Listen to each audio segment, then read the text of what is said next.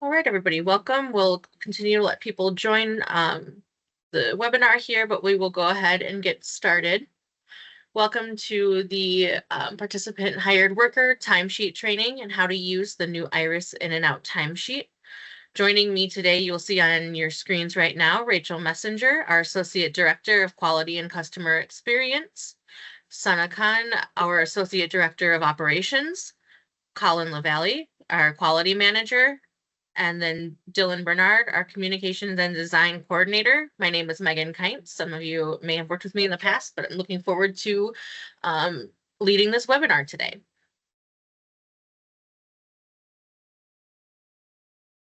A couple of housekeeping items before we get started. The first part of this webinar is a presentation, and then questions will be answered at the end of the presentation. A recording of this webinar will be added to the iLife website after all of the sessions are complete. This presentation provides important information and step-by-step instructions for completing the IRIS participant hired worker in and out timesheet. For additional instructional materials or assistance, you can visit our website at the link provided, email our customer service agents at iris@ilife.org, visit our website at ilife.org and use our live chat feature, or you can call our customer service team at 888-800-5599 to speak with a live agent.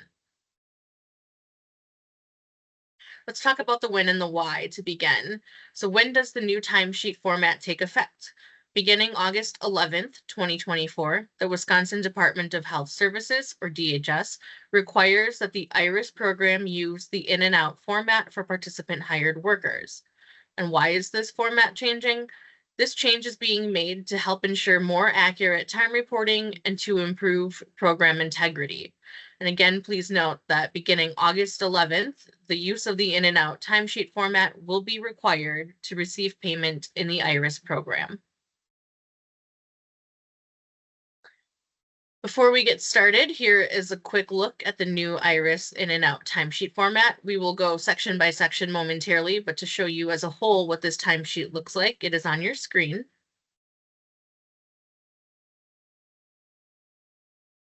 Now, taking a look at the main sections, first we start with section 1, which is the worker and participant information. So the top has our participant hired worker number, participant hired worker name, participant name, and the pay period end dates. Next, we have a section for timekeeping, which includes the date worked, your start and end times, the total hours worked for that service line, and then the service code. Next, we move over to section 3, which is time total. So this is the section where you can add up the hours on your timesheet, both by week, service code, and then total hours for each week at the bottom. And then finally, we have the section for signatures. This is where the participant hired worker and the participant or their guardian will sign and date the timesheet. In this presentation, we'll cover the steps needed to make sure you're filling in and submitting your timesheet correctly. It's important to remember that the participant hired workers in the IRIS program need to submit a timesheet in order to receive payment. Workers will now need to take a few additional steps to mark the start and end times of each service performed during their shifts. Now we'll go over the steps for filling in your timesheet. First, we'll start by entering the identifying information. So line 1, we have the participant hired worker number. This is the number that comes on your start date letter when you began as a worker in the program and comes pre-filled on the timesheet that you're filling in now. If you don't have access to this number, you can certainly reach out to our customer service team and they will be happy to provide that for you. Line 2 is the full name or the worker full name as it appears on paperwork. This is also currently pre-filled on the version of the timesheet you fill out now. So you would be entering the name as your name as it appears on that pre-filled timesheet on the in and out timesheet once you start using that version. Line 3 is the participant's full name. And line 4 is the pay period end date and the month, date, year format. And if you have any questions about the pay period end dates, you can refer to our payroll schedule. That's available both on our website or upon request. If you were to need a copy of that mailed or emailed to you, you can get that by reaching out to our customer service team as well. For each service being performed, we'll need to enter the date worked in the month date format, the service start time, which is in section B there. Section C is marking the AM or PM, depending on what time you worked. Section D is the service end time. Section E is the AM or PM. Section F is the total hours worked. So the difference between the start and end time, how many total hours that is, that gets entered into line F. And then finally, the type of service being provided, that service code gets entered on line G. Now we'll take a closer look at an example. So in this example, we have John, the participant hired worker. He works on September 24th, so he enters in section A the date of 9/24. He works from 10 a.m., so he enters 10 o'clock as the start time and is sure to mark the AM box by box C there. He works until 12:15 p.m., so he enters 12:15 in the end time in section D and then marks the box for PM in section E. This is a total of 2.25 hours. So under hours worked, he enters the 2.25. And then finally, during this time, he had provided supportive home care and he would write SHC in section G. Now we had John work, we talked about the first line from 10 to 12:15. So after taking a break for lunch, John worked from 1:15 p.m. until 1:45 p.m., which is 0.5 hours, and performed personal care services during this time for the participant. So he goes back to his timesheet under date worked. He enters 9/24. He started at 1:15 p.m., so he enters 1:15 as the start time, checks the box for PM. He worked until 1:45 p.m., so he enters 1:45 as the end time and then checks the PM box again. This was a total of a half hour, so he enters 0.50 hours for hours worked. And then because he provided personal care during this time, he enters the code PC for the service code. After running a quick personal errand, John returns from 2:15 until 3:15 p.m., which is 1 hour, and again performed personal care services for the participant. So we go back to the timesheet. He enters the date again of 9/24 for date worked. He goes to his start time box and enters 2:15. Because this was in the afternoon, he checks the box for PM. He worked until 3:15 p.m., so he enters 3:15 as his end time and marks the PM box. This was a total of 1 hour, so he enters 1 hour as the hours worked. And then again, he was providing personal care for the participant, so he enters the service code PC in that last box for service code. As a note, each line must be filled in with the full information for each service. Do not use an arrow to indicate repeated services, and this would apply for both an arrow or a ditto mark, something like that. This may result in a delay of payment and possible denial of payment. In the example, PC for personal care is entered for each time that the service was performed. You can also see that each line is full and complete with each section filled out completely. He also indicates the date each time. So 9/24 is written 3 separate times instead of arrows or ditto marks.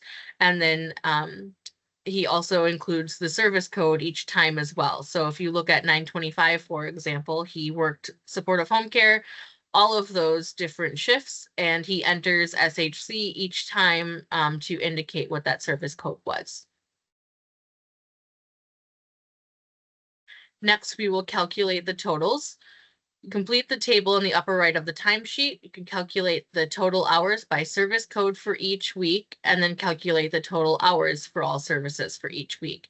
So John would refer back to his timesheet and see that he for the first week had 7.25 hours of SHC. He enters that on his timesheet here. He had 11.5 hours of PC and no hours of CC or companion care, so he leaves this box blank. For the second week, he had 6.75 hours of SHC, 3 hours of PC, and 8 hours of CC. And again, he gets these totals by referring back to the timekeeping section and adding them up by service code. After he's done this, he can then look at how many hours he's worked for that week. So he worked the 7.25 hours of SHC and 11.5 of PC for a total of 18.75 hours that first week. The second week, he had 6.75 hours, 3, and then 8 for a total of 17.75 hours that second week. This section is for reference only. iLife will calculate payment based on the daily in and out entries listed in the tables with the start and end times.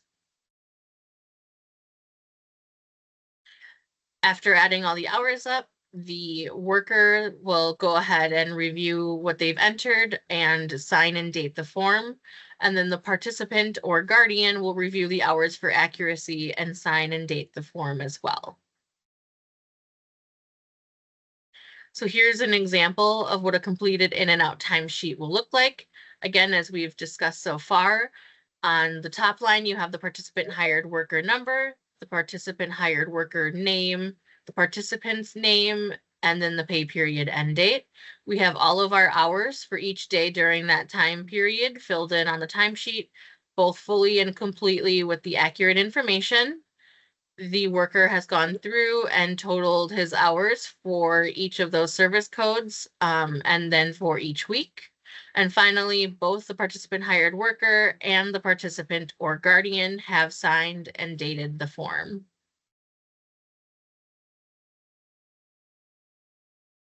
Now let's talk about how we submit the timesheet.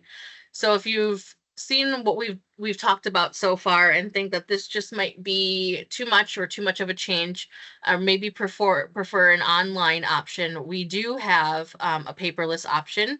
It is our online portal that is exclusively for the IRIS program. You can sign up by calling 1-888-800-5599 or by using the live chat feature found on our website at ilife.org. One important thing to note about the portal is that both the participant hired worker and the participant would need to use it. So as a worker, you can submit your timesheets this way, but then your participant would also need to call iLife for access in order to approve them on the portal. So both of you will need that access, not just one or the other. And then, of course, we have our other standby methods of how to submit the paper timesheet. You don't have to submit it through all of these methods. It's whichever one works best for you. So if you would prefer to fax, you can send it to 414-937-2034. It can be emailed to our iris.timereports@ilife.org account. It can be mailed to iLife at P.O. Box 80439, the zip code 53208. Or if you're in the Milwaukee area, it can be dropped off within our drop box at 2020 West Wells. This is our main office location, and that drop box is on the far side of the parking lot at that main location. Here's some important information to know so your timesheets are processed without delay or possible payment denial. Each timesheet should be between one participant and one participant hired worker. Enter the dates of service with the correct pay period end dates. And as I've mentioned once or twice, if you have questions or need the payroll schedule to be able to refer to these dates, it can be found at the link provided. Please keep dates in order and only submit one pay period per timesheet. And if you work for multiple participants, so if you work for 2 participants in that pay period, you'll submit 2 timesheets, one for each participant. So if you're working for 2 people, you'll have 2 timesheets. If you're working for 5 different participants, you would submit 5 different timesheets, one for each of those participants. Double check that you've entered the correct participant name, participant hired worker number, and the participant hired worker number. Enter separate lines for different services. So as an example, one line for PC and one line for SHC. Enter the start and end times for each service provided. As a note, if you're providing overnight services, you must split up the hours over the 2 dates. So as an example, if working personal care services from Tuesday 9/26 at 10 p.m. until Wednesday 9/27 at 5 a.m., you would enter those over 2 dates. So the hours from 9/26 would be from 10 p.m. to 12 a.m. and then you would list the service code and the total hours worked, and 9/27 from 12 a.m. to 5 a.m. and again list the service and the total hours worked. So for 9/26, it would be a total of 2 hours with the service code PC, and 9/27 would be a total of 5 hours, and the service code would still be PC for personal care. In and out timesheets are required for all participant hired workers, both live-in and non-live-in caregivers. And as a reminder, electronic visit verification, or EVV, is still required for non-live-in caregivers providing either supportive home care or personal care services. Now we have an example of some start and end times and how those should be entered to the closest 15-minute mark.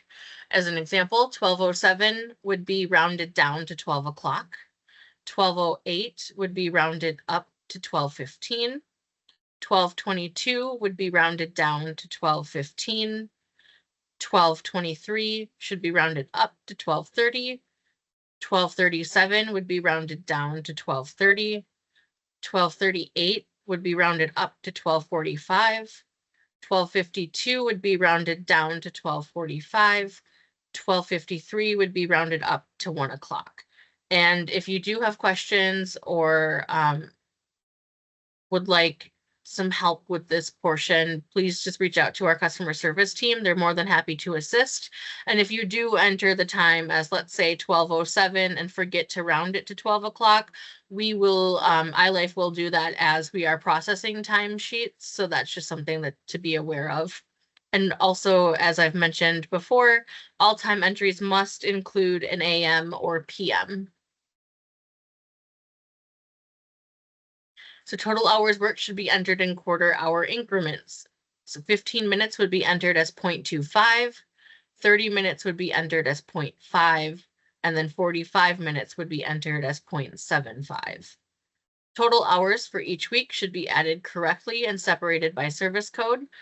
But again, as I've mentioned, this section is for reference only. iLife will calculate payment based on the daily in and out entry totals listed in the tables within the start and end time. So that timekeeping section we had referred to earlier. The signature dates must be on or after the last date of service provided for them to be valid. And please complete a second in and out timesheet if you have more in and out entries than will fit on a single sheet. And you can submit them together at the end of the pay period. So as you're working your shifts during that 2-week time period, if you find that you need 3 to 4 pages, that's okay. Carry those hours over and enter them on as many sheets as it takes in order to get all of your hours submitted. We do recommend perhaps listing page 1 of 3, 2 of 3, 3 of 3, or something to notate on that timesheet that there are multiple pages, and then have both yourself and the participant sign and date all pages that are being submitted. Some friendly reminders. Each pay period begins on the listed Sunday at 12 a.m. and ends 2 weeks later on the listed Saturday at 11:59 p.m. Timesheets may be submitted from the first day worked to the due date, and please make sure the timesheet is complete and correct before submitting it to iLife.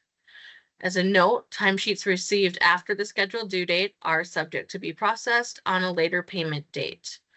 And again, for additional instructional materials or assistance, you can visit our website at the link provided. Email our customer service agents at iris@ilife.org. You can visit our website at ilife.org and use our live chat feature, or you can call our customer service team at 888-800-5599 to speak with a live agent. All right, thank you all. We are coming to the end of our presentation. I know we still have some questions that have not been answered, and so just a reminder that if you would like to reach out to us, we have our contact information listed on the screen. You can email our customer service at iris@ilife.org. If you visit ilife.org, you can chat with us over live chat during our business hours, 8 a.m. to 4:30 p.m. And then same to call our iLife customer service, 888-800-5599 from 8 a.m. to 5 p.m. If you would like more direct assistance, we will have additional webinars this upcoming Thursday at 10 a.m. and 2 p.m. We will also have those series of in-person events throughout the state of Wisconsin in July. So please visit our website listed here, the ilife.org. You'll go to the forms dropdown, Iris forms, and then Iris in and out timesheet for a list of those events. And then we also have our participant liaison. What would you call it, the contact form, where folks can sign up for a one-on-one meeting to get that more direct assistance if you'd like in the meantime. And that information we'll be sharing out with you in an email as well. So thank you, Megan, for your presentation. Thank you all again for your time and attention. We really appreciate you joining us today. I hope you have a good rest of your day. Thank you all. Bye.